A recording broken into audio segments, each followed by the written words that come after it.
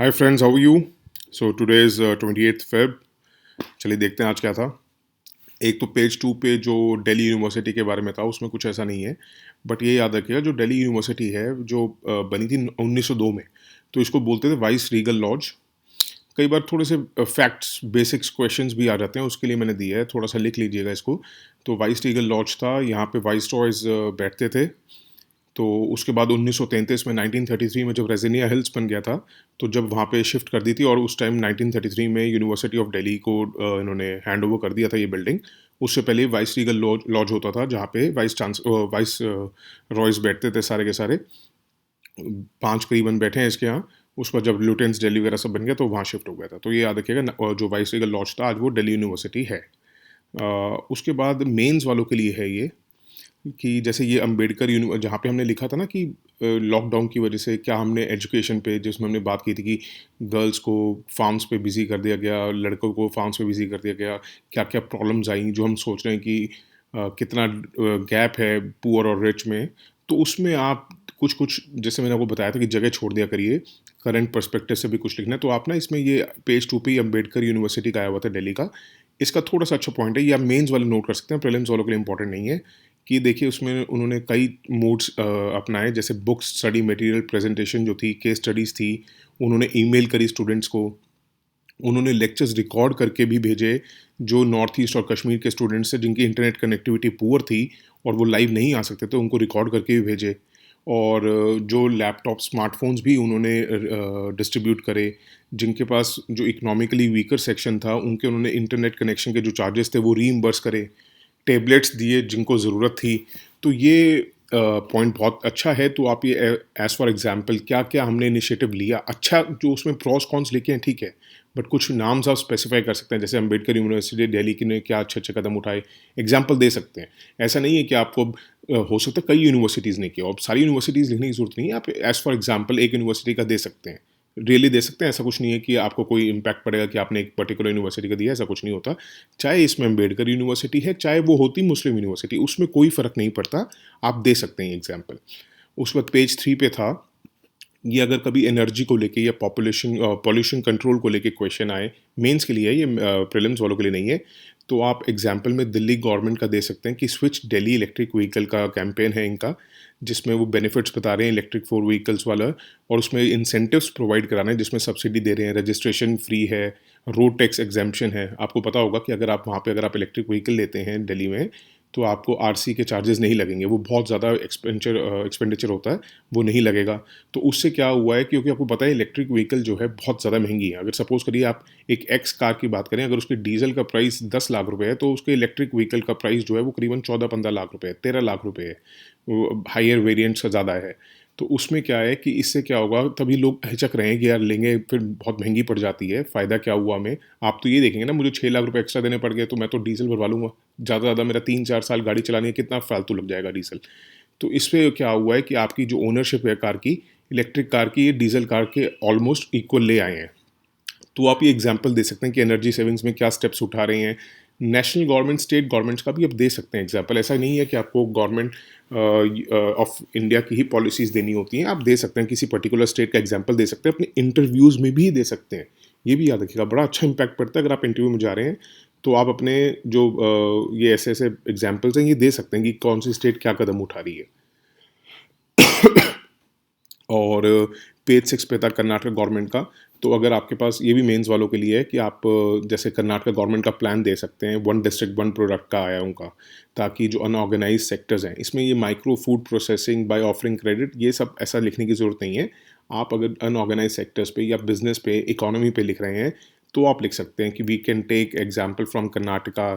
जैसे वो एक प्लान लेके आ रही है 1 डिस्ट्रिक्ट 1 प्रोडक्ट, ताकि हम पोटेंशियल को एक्सप्लॉइट कर सकें अनऑर्गेनाइज सेक्टर्स की, जिसमें वो क्रेडिट देंगे, उनको एवेन्यूज़ देंगे मार्केटिंग करने का, टेक्निकल नो हाउ देंगे। तो ये बहुत अच्छा इम्पैक्ट पड़ता है आपके आंसर में। बिजनेस पेज पे वो अभी हम बहुत डिस्कस करेंगे, अभी आप ये मत सोचिए इट्स ओवर। बिजनेस पेज पे वो ट्रिप्स का वो था, डब्ल्यूटीओ का, जो हमने हमारे एम्बेसडर ने रखी है बात, वो इतनी इंपॉर्टेंट नहीं है हमारे आईएएस के लिए। आपको बेसिकली ट्रिप्स पता होना चाहिए, डब्ल्यूटीओ से रिलेटेड है और क्या है ये। जब आप बेसिक इकोनॉमी पढ़ेंगे उसी का ही लेक्चर थोड़ा सफिशिएंट है, उससे ज़्यादा करने की ज़रूरत नहीं है। उसके बाद पेज 6 पे ही था, चन्ना पटना के बारे में थोड़ा मोदी जी ने इनसे बात करी है, कहा है कि मुझे बचपन याद आ गया। तो जब भी मोदी जी जिससे बात करते हैं उनका ये नहीं होता पता कि क्या क्वेश्चन आ जाए। तो जब भी मैं आपको बताता हूँ तो ये इसके नोट्स बना लिया कीजिए। अब जैसे चन्ना पटना, ऐसा नहीं है कि इंडिविजुअली हो सकता है चन्ना पटना में भी क्वेश्चन आ जाए, फेमस फॉर या 3-4 ऑप्शन देके, या हो सकता है कि आपको 4 सिटीज़ दे दें लोकेट करके और सामने उनके फेमस फॉर लिख दे और वहाँ पे मिसमैच करके दे दे। जैसे अभी हमने 2-3 लेक्चर्स में हमने डिस्कस किया है, कभी कुछ किसी कोई पर्टिकुलर प्लेस का कि या क्या फ़ेमस है, पर्टिकुलर प्लेस का क्या फ़ेमस है, ऐसे वो 4 सिटीज़ आपको कंबाइन करके दे देंगे। या हो सकता है कोई जो बहुत न्यूज़ में रही है उसके आगे फेमस फॉर में गलत लिख दें और ऑप्शन में आपको एलिमिनेट करके आप वो क्वेश्चन सॉल्व कर सकें। तो याद रखिएगा, चन्ना पटना टाउन ऑफ टॉयज़ है। थोड़ी सा देख ही रहे हैं तो इसका बैकग्राउंड भी सुन लीजिए मेरे से। वो मैन्युफैक्चरिंग करते हैं ट्रेडिशनल वे में, और आजकल वहाँ पे स्मॉल स्केल इंडस्ट्रीज़ भी लग गई हैं जो एडवांस्ड वे में बना रही हैं। ये बेसिकली सिल्क, राइस, रागी, कोकोनट, ये मेजर प्रोडक्ट हैं चन्नापटना के। और वुडन टॉयज़ भी बनाते हैं ये लोग। और अगर देखा जाए तो टीपू सुल्तान ने ये शुरू किया था, उन्होंने पर्शिया से आर्टिसंस बुलाए थे, पर्शिया से, और यहाँ के लोकल आर्टिसंस को ट्रेन करने के लिए ताकि वो वुडन टॉयज़ बना सकें। और इसको जोग्राफिकल इंडिकेशन टैग भी दिया हुआ है। फिर पेज 8 पे था स्नो लेपर्ड के बारे में। अब हमें उस आर्टिकल में से कुछ नहीं देखना है, हमने क्या देखना है वो आप लिख लीजिए। स्नो लेपर्ड को घोस्ट ऑफ द माउंटेन्स भी कहा जाता है, एक तो ये याद रखिएगा। किस किस स्टेट्स और यूटीज़ में ये मिलता है? Ladakh, Jammu and Kashmir, Himachal Pradesh, Uttarakhand, Sikkim and Arunachal Pradesh. अगर आप इंडिया का मैप देखेंगे तो ऊपर से लेके नॉर्थ ईस्ट तक आप जाएँ तो ऊपर ऊपर की जितनी स्टेट्स हैं सारी इसमें आ गई हैं। अच्छा, एक अगर हम इसका थोड़ा बैकग्राउंड देखें तो एक global snow leopard and ecosystem protection programme भी हमने लाया था। ये क्या है? इंटर गवर्नमेंटल अलायंस है 12 स्नो लेपर्ड रेंज कंट्रीज़ का। कौन कौन सी कंट्रीज़ इन्वॉल्व है एक बार लिख लीजिए ताकि आपके दिमाग में रहे। India, Nepal, Bhutan, China. आप समझ सकते हैं इंडिया के ऊपर रहता है, साथ साथ बॉर्डरिंग देखिए, नेपाल, चाइना, भूटान, ठीक है। उधर से देखते हैं चाइना, मंगोलिया, रशिया। इधर से लेफ्ट साइड पे देख सकते हैं आप पाकिस्तान, अफगानिस्तान। और ये आप कजाकिस्तान, किर्गिस्तान, तजाकिस्तान, उज़्बेकिस्तान, ये अपना दे सकते हैं जो सेंट्रल एशिया है। टर्कमेनिस्तान नहीं था इसमें। ये बताता है अंडरस्टैंडिंग हमें वैल्यू करनी चाहिए स्नो लेपर्ड की, क्योंकि स्नो लेपर्ड बेसिकली क्या है ना, अगर हम चेन ऑफ अपना फूड में देखें, फूड चेन में देखें तो सबसे ऊपर आता है ये हायर इकोसिस्टम्स के में। तो अगर ये सलामत रहेगा तो इसका मतलब हमारी जो फूड चेन सिस्टम है वो सलामत रहेगा। तो इसलिए इसकी अवेयरनेस के लिए हमने ये प्रोग्राम चालू किया था। ये किस लिस्ट में आता है ये देख लीजिएगा। IUCN की ये वल्नरेबल में आता है, साइट्स की अपेंडिक्स 1, CMS की अपेंडिक्स 1। अगर ये ना भी याद रहे तो IUCN का याद रखिएगा वल्नरेबल, और इसका याद रखिएगा Indian wild life protection act में शेड्यूल 1 में आता है ये। तो इसका मतलब आप एक ये भी देख सकते हैं कि इंडिया में सारी 5 की 5 कैट्स हैं, लायन भी है, टाइगर भी है, लेपर्ड, स्नो लेपर्ड भी है अगर देखा जाए तो, और एक राउंडेड लेपर्ड भी है, और एक दूसरे तरह का लेपर्ड भी है। 5 हैं। चीता नहीं है हमारे यहाँ, जो हमने बेसिकली हम अफ्रीका से इम्पोर्ट करा था एक बारी। तो अब अच्छा देखते हैं साइंस पेज पे क्या था। एक तो chemicals of concerns in toys focus on few such as phthalates. अब ये क्या है कि ये मैं आपको बता देता हूँ क्वेश्चन कैसे आता है। क्या था कि एक बारी मुझे याद है प्रीलिम्स में क्वेश्चन आया था। देखिए बड़ा मुश्किल हो जाता है ढूंढना, सर्च करना। मैं 10-12 साल के देखूं तो इसलिए मैं आपको बता देता हूँ, आप सुन लीजिए के लिए कि एक बारी जैसे क्वेश्चन आया था कि केमिकल्स आर फाउंड, उसके बाद ना 4 ऑप्शन दे रखी थी उसमें। लिपस्टिक दे रखा था, नेल पॉलिश दे रखा था, 2 चीज़ें और दे रखी थी। तो ये ऐसे ऐसे क्वेश्चंस ना बड़े ट्रिकी क्वेश्चंस पूछ लेते हैं जिसमें क्या होता है आदमी ना टाइम बहुत ज़्यादा दे देता है या ऑल टुगेदर उसको छोड़ देता है। तो उन क्वेश्चंस में हम कैसे अपने स्कोर्स बढ़ा सकते हैं, क्योंकि मुझे आज भी याद है जब ये क्वेश्चन आया था प्रीलिम्स में, जब इसमें कहा था केमिकल्स या आर्सेनिक्स या 2-3 चीज़ें लिखी हुई थी और दे आर फाउंड इन, उसके बाद जब 4 ऑप्शन थी ना, मैंने वो क्वेश्चन अटेम्प्ट किया था एंड इट वाज राइट। मैंने कैसे किया था, क्योंकि उससे ना 4-5 महीने पहले एक आर्टिकल आया था ऐसे ही साइंस पेज पे, उसमें बता रखा था कि ऐसे केमिकल्स मिलते हैं इन इन जगहों पे, इन इन चीज़ों पे, तो वो बहुत हार्मफुल है। तो वो चीज़ों का ना थोड़ा सा अच्छा लगता है कि अगर आप उसको थोड़ा सा नोट्स बना लें, ताकि कभी नहीं पता आपको क्वेश्चन क्या आ जाए। तो याद रखिएगा अगर कभी कुछ ऐसा आता है कि केमिकल्स मिलते हैं। फलेट्स क्या होता है? फलेट्स बेसिकली एक केमिकल होता है जिसको डाला जाता है ताकि वो प्लास्टिक को ना सॉफ्ट कर देता है। तो आपने देखा होगा जो टॉयज़ होते हैं वो आप मरोड़ लो, तोड़ लो, कैसे भी टूटते नहीं है, तो वो फलेट्स डले होते हैं बेसिकली उसमें। तो ये केमिकल है, और भी केमिकल्स होते हैं। तो कभी भी आपसे केमिकल रिलेटेड क्वेश्चन आए तो टॉयज़ को भी आपने सोचना है कि हाँ इसके अंदर भी केमिकल्स होते हैं which are harmful for kids. उसके बाद किड्स क्या, चलो हम लोग नहीं खेलते हैं इसलिए मैंने ये नहीं बोला, नहीं तो हार्मफुल अगर बड़ा भी खेलेगा उसके लिए भी हार्मफुल है। उसके बाद है genetic elements can be shuffle to form new genes called exon shuffling. इसके अंदर समझाने का कुछ नहीं है, अगर इनकेस टर्म आती है व्हाट इज़ एक्सॉन शफलिंग, उसके बाद चीज़ें दे रखी होती है तो ये जीन्स से रिलेटेड होगा, क्योंकि अगर 4 ऑप्शंस होंगी तो बहुत डिफरेंट अलग अलग होंगी, नैनो से होगी, नैनो टेक्नोलॉजी दे रखी हो, कुछ भी दे रखो, तो बेसिकली याद रखना ये जीन्स से रिलेटेड है। कि जीन्स को इसमें बेसिकली बताया कि जैसे लेगो में आप ऊपर का ब्लॉक नीचे लगा लेते हैं, आप देखा होगा ना लेगो खेलते हैं बच्चे, हमारे टाइम में तो नहीं था मगर आजकल वो लेगो आ गई है जिसमें आप घर बना लो पार्ट्स जोड़ जोड़ के। तो वैसे ही वो कह रहे हैं कि अगर आप एक हिस्सा दूसरी जगह भी लगा सकते हो, दूसरा जीन किसी और में भी लगा सकते हो, तो आप ऐसे जीन्स को शफल भी कर सकते हो, उसको बोलते हैं एक्सॉन शफलिंग। बस ये याद रखना है। एक कोविड-19 का था कि कैसे एक आदमी को जब स्वैब उसके लिए जब मर गया तो देखा तो वो उसके कोविड नहीं था। उसके बाद जब उसका लंग डोनेट करने लगे और जब लगाया उसके पेशेंट के, तो पता चला उसके लंग्स में स्वैब था, मतलब वो कोरोना रह गया था लंग्स में, और उससे ही डॉक्टर को भी कोरोना हो गया और जिसको दिया गया उसको भी कोरोना हो गया। तो इसका मतलब ये है कि अगर आपका नेगेटिव भी आता है तो ये ज़रूरी नहीं है कि कोविड जो है बिल्कुल ख़त्म हो चुका है, क्योंकि उस आदमी को कोविड का कभी कोई सिम्टम रहा ही नहीं था। बट हो सकता है उसको हुआ हो और एसिम्प्टोमेटिक रहा हो, बट लंग्स में वो अपना पैक छोड़ जाता है। तो अगर आपके पास कभी भी कोई क्वेश्चन में ऐसा अटैम्प्ट आए कि कोविड अगर ख़त्म हो जाता है तो ख़त्म बिल्कुल कम्प्लीटली हो जाता है, तो आप ये देखना कि कम्प्लीटली नहीं होता है, वो कभी कहीं ना कहीं अपना पैच छोड़ जाता है। ज़रूरी नहीं है छोड़े, मगर छोड़ सकता है। तो कभी भी ऐसा कम्प्लीटली ऑल ऐसा कुछ क्वेश्चन आए या ओनली करके आए तो इस बात को याद रखिएगा। इसमें कुछ ऐसा नोट्स वाला नहीं था, बट इसको याद रखिएगा। और एक गोल्डी मार्स को लेके था कि मार्स ने पहले लाइफ कैसे हो सकती है, कि उसका बेसिकली समझाया हुआ था कि मैग्नेटिक डायनामो था जो उसके एटमॉस्फेयर को कंट्रोल रखता था, और ये जो सोलर फ्लेयर्स आते हैं, सोलर विंड्स आती हैं, उससे प्रोटेक्ट करके रखता था और वहाँ पे ज़िंदगी थी। अभी वो पक्का सबूत नहीं है था या नहीं था, इसलिए मैं उसको डिस्कस नहीं करूँगा। उसके बाद वो मैग्नेटिक डायनामो बंद हो गया और उससे उसका एटमॉस्फेयर ख़त्म हो गया। वो हम बाद में देखेंगे कि कभी कुछ ऐसा कंसोलिडेटेड कुछ रहता ही नहीं रहता। और गोल्डीलॉक जोन्स का हमने पढ़ लिया था ऑलरेडी, हम लेक्चर में डिस्कस कर चुके हैं कि गोल्डीलॉक जोन क्या होता है क्या नहीं होता, और ये प्रिलिम्स में क्वेश्चन आ चुका है। उसके बाद था पुर्गेटोरियस, ये याद रखिएगा, oldest genus group. Earliest known primates कौन से हैं? प्लेसिया डेपीफॉर्म्स। और प्रिमेट्स क्या होता है? प्रिमेट्स, इंसान भी प्रिमेट होता है, मैमल्स को बोलते हैं प्राइमेट्स, और उसमें हम इंसान भी आते हैं प्राइमेट्स में, एप्स भी आते हैं, बंदर वगैरह सब आते हैं। तो उसमें याद रखिएगा पुर्गेटोरियस जो ओल्डेस्ट है, और अर्लीस्ट नोन प्रिमेट कौन सा है? प्लेसिया। ये मतलब एक टर्म है, दोनों लिख लीजिए और रिलेटेड टू प्राइमेट्स याद रखिए। ये क्वेश्चन अगर आया तो ये this is related to primates, Purgatorius और प्लेसिया डेपीफॉर्म्स, इसको लिख लीजिएगा। ये ऐसे ऐसे क्वेश्चन पूछ लेते हैं, जैसे डेनिस ओवंस के टाइम पे मैंने आपको बताया था।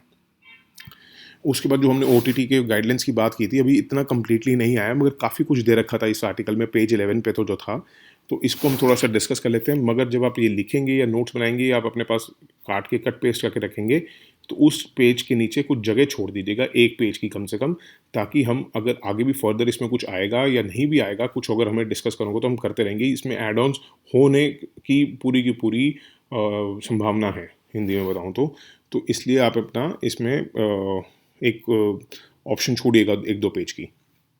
उसके बाद अब देखते हैं गाइडलाइंस बेसिकली किसके लिए आई हैं? ग्रीवेंस रिड्रेसल के लिए, कंप्लायंस करना है लॉ के साथ उसके लिए, और एडहेरेंस करना है मीडिया कोड का। ठीक है, एक बेसिकली इनको कहा गया जितने भी प्लेटफॉर्म्स हैं, OTT प्लेटफॉर्म्स या जितने भी अपना सोशल मीडिया प्लेटफॉर्म्स हैं, उनको एक ग्रीवेंस ऑफिसर रखना पड़ेगा अब, ताकि जो हम जैसे यूज़र्स हैं, अगर हमें कोई कंप्लेंट करनी है किसी भी बारे में तो हम कर सकें। उसके बाद उन्होंने कहा कि एक तो आपको चीफ कंप्लायंस ऑफिसर रखना होगा, जो सारे कंप्लायंसेस करेगा लॉ की, और उसके बाद उसको कहा गया कि वो ही चीफ कंप्लायंस ऑफिसर होगा जो लायबल होगा प्रोसीडिंग्स के, अगर कोई भी थर्ड पार्टी इंफॉर्मेशन, डेटा या कम्युनिकेशन लिंक आपके चैनल पे दिखाया गया और वो जो हानिकारक है। ठीक है, तो इसलिए वो जो चीफ कंप्लायंस ऑफिसर होगा वो ही लायबल होगा उस चीज़ के लिए। और एक नोडल ऑफिसर रखना पड़ेगा आपको, जो लॉ इन्फोर्समेंट एजेंसीज हैं, कि अगर कोई भी हमारी लॉ की एजेंसीज हैं, CBI, ED, जिसने भी, उन्हें अगर कांटेक्ट करना हो तो उनके पास 24/7 आदमी होना चाहिए, एक आदमी नोडल कॉन्टैक्ट पर्सन, जिसको वो कॉन्टैक्ट कर सकें, कोई भी चीज़ रुकवानी हो या कुछ भी करना हो तो वो कर सकें। देखिए पहले क्या था, अभी एक सेकंड में हम यहाँ जाते हैं, देखते हैं अंडर सेक्शन 79 में पहले क्या था कि इंटरमीडिएट जितने भी थे वो लायबल नहीं हुआ करते थे। थर्ड पार्टी इंफॉर्मेशन या डेटा कोई भी उनके थ्रू ट्रांसफ़र हो रहा है, या कम्युनिकेशन लिंक, अगर कोई सपोज करिए आपने कोई आतंकवादी के रिलेटेड या कोई ऐसा लिंक डाल दिया जो गवर्नमेंट ऑफ इंडिया की, हमारे गवर्नमेंट ऑफ मतलब इंडिया की सिक्योरिटी के ऊपर थ्रेट हो, तो उसमें ना इंटरमीडिएरी कभी भी लायबल नहीं हुआ करते थे। वो कहते थे भैया उन्होंने लिंक डाला, हमने तो बस बीच में दिखाया है, बट अब ऐसा नहीं है, इनको टाइटन कर दिया गया है। ठीक है, उसके बाद इन्होंने क्या कराया है कि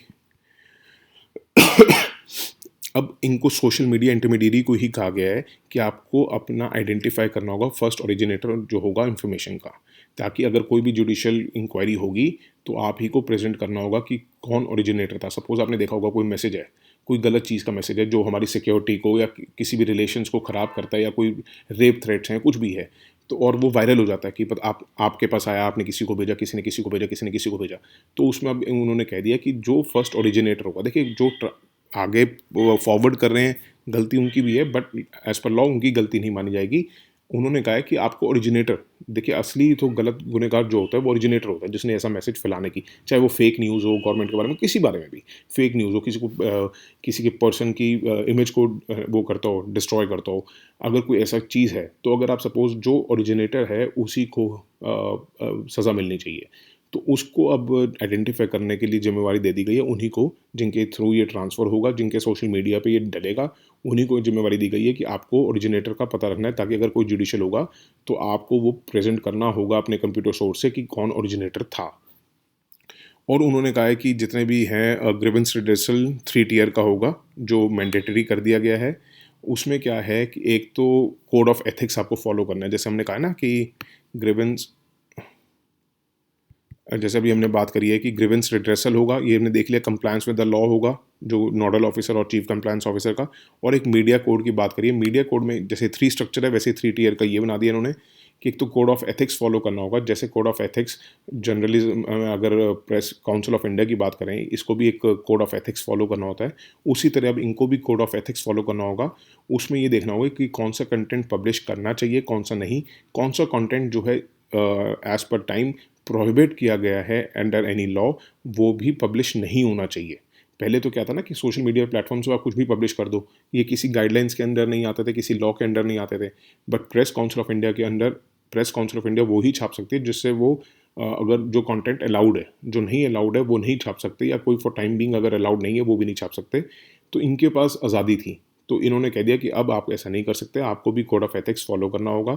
और एक केबल टेलीविज़न नेटवर्क आपने देखा होगा, टीवी पे अगर आप मूवी देखने जाते हैं तो लिखा होता है ये एडल्ट मूवी है, यूनिवर्सल मूवी है, या U/A मूवी है, या जो भी है।